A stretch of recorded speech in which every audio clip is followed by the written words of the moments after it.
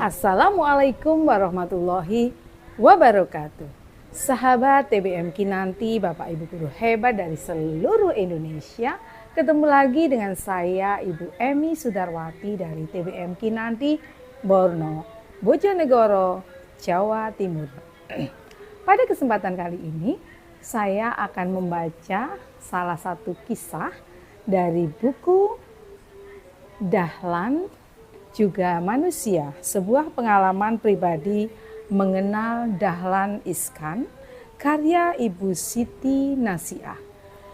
Pada bagian kelima ini dengan judul Makan Bareng Juga Rapat. Selamat mendengarkan. Jika sudah makan bersama dengan Pak Bos, kita harus siaga satu.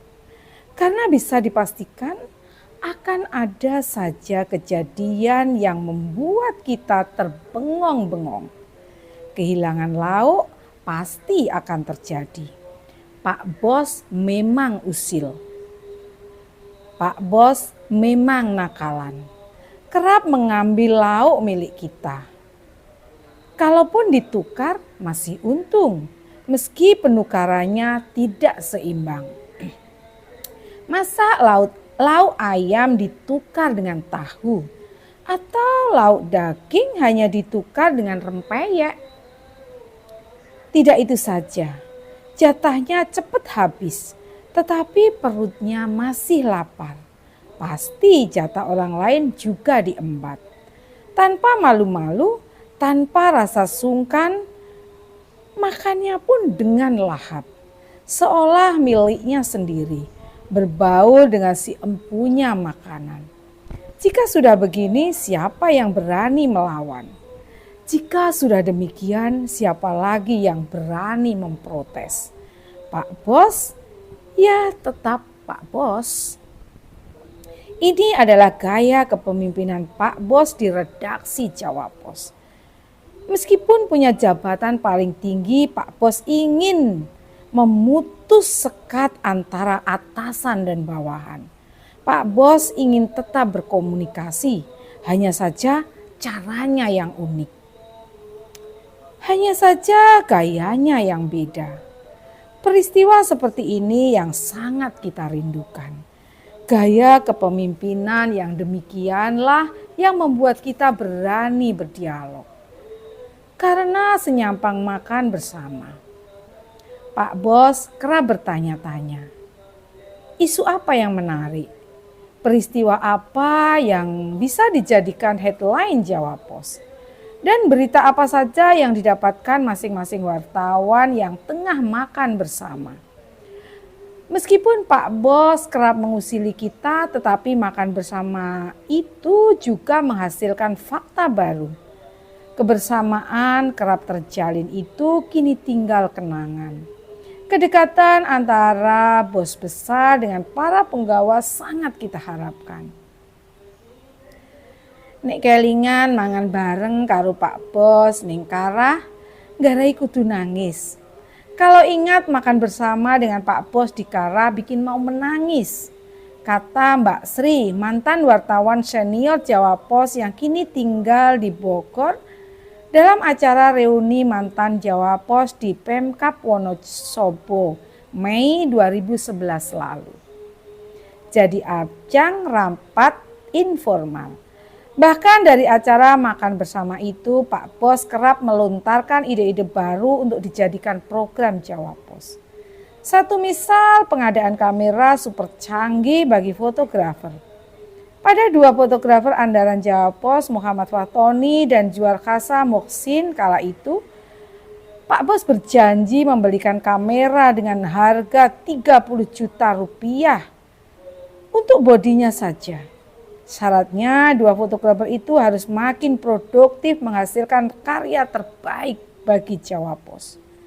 Bayangkan saja, di era 1992-an, fotografer Jawa Pos sudah memiliki kamera paling canggih, keluaran terbaru yang harganya ekstra mahal. Tidak itu saja, Pak Bos juga berjanji akan mendatangkan laptop bagi semua wartawan yang ada. Laptop yang masih layar hitam putih tersebut bisa dipinjam pakai untuk liputan jauh-jauh atau luar kota, lengkap dengan modemnya. Sehingga selain memudahkan kinerja para wartawan dalam mengirim berita ke kantor pusat, juga tidak merepotkan lagi. Cukup dengan membawa laptop ke TKP, seorang wartawan bisa melaporkan kejadian secara kilat tanpa harus ke kantor berita atau kantor biro Jawa Pos terdekat. Syaratnya bagi yang ingin memiliki laptop secara pribadi, Pak Bos menawarkan program mencicil dengan cara potong gaji setiap bulannya tanpa bunga. Biar diurus Mbak Umi nantinya. Gak tahu potong TP atau gaji, terserah. Saya ingin para wartawan di sini punya laptop, syukur-syukur semua bisa punya. Terang Pak Bos mengurai programnya. Pak Bos memang asik, makan bersama, hasil dari rebut-rebutan bisa dijadikan ajang rapat informal. Karena selain dari Pak Bos, tidak jarang ada banyak informasi yang diberikan teman wartawan di lapangan. Saling sharing menjadi tradisi di Jawa Pos kala itu. Praktis, makan bersama jadi ajang rapat informal.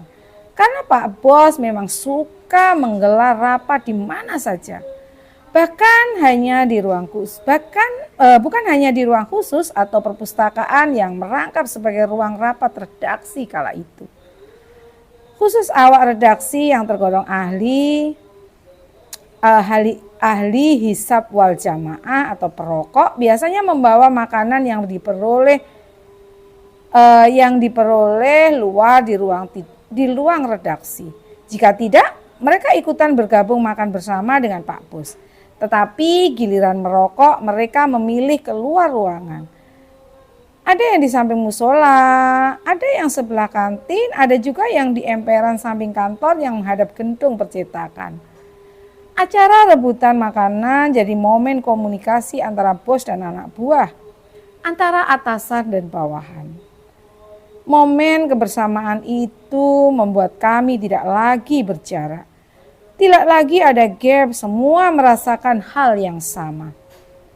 Makan bersama-sama dengan tangan, ada yang sepinjuk berdua tetapi tidak sedikit yang sepinjuk beramai-ramai. Sebuah kebersamaan yang sulit dilupakan. Potret indah yang sayang dibuang. Manis sekali. Kenangan yang tidak akan terulang. Demikian tadi salah satu kisah dari buku Dahlan Juga Manusia, sebuah pengalaman pribadi mengenal Dahlan Iskan karya Ibu Siti Nasiah yang pada bagian kelima ini dengan judul Makan Bareng Juga Rapat. Mudah-mudahan bermanfaat untuk kita semua, terutama bagi saya. Terima kasih dan mohon maaf jika ada kekilafan.